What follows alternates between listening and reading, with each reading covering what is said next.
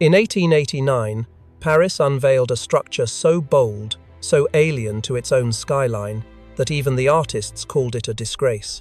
Gustave Eiffel's tower of iron, 300 meters of riveted steel, was meant to be temporary, a monument to modern engineering for the 1900 World's Fair, but it refused to die, and soon it would outlive empires. For 2 years, the tower rose over the Champ de Mars, a skeleton of metal surrounded by stone cathedrals and quiet streets.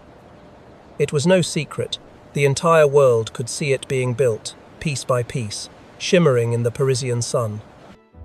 Workers dangled from beams with nothing but ropes around their waists. The Parisians complained that it was ugly, industrial, American. They didn't yet know that this machine of iron would one day help save their city. When the First World War broke out in 1914, Paris braced itself for destruction. The Germans advanced toward the Marne, and for a moment the city trembled. But the front held. The Eiffel Tower remained standing, and suddenly its height became its greatest weapon. French engineers turned it into a radio antenna, the tallest in the world.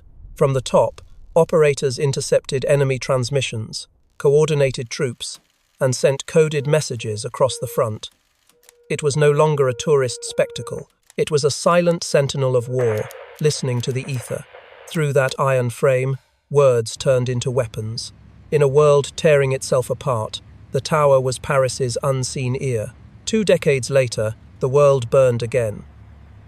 In 1940, Hitler's armies rolled into France. Paris fell, and the City of Light went dark beneath the boots of occupation. The Eiffel Tower, now a symbol of French pride, stood tall but powerless under the shadow of the swastika. Hitler demanded that his flag be raised above it. The order was simple, but the French resistance had already cut the elevator cables. If the Führer wanted to look down upon Paris, he would have to climb all 1,665 steps himself. He didn't. The image of Hitler standing atop the tower never existed because the French made sure it couldn't.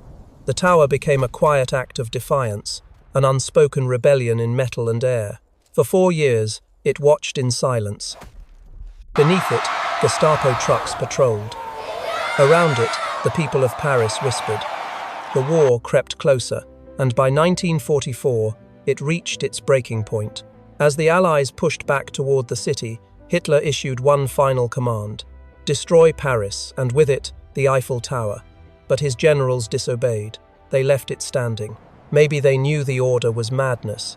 Maybe they simply couldn't bring themselves to erase what had stood through 2 wars, 2 generations.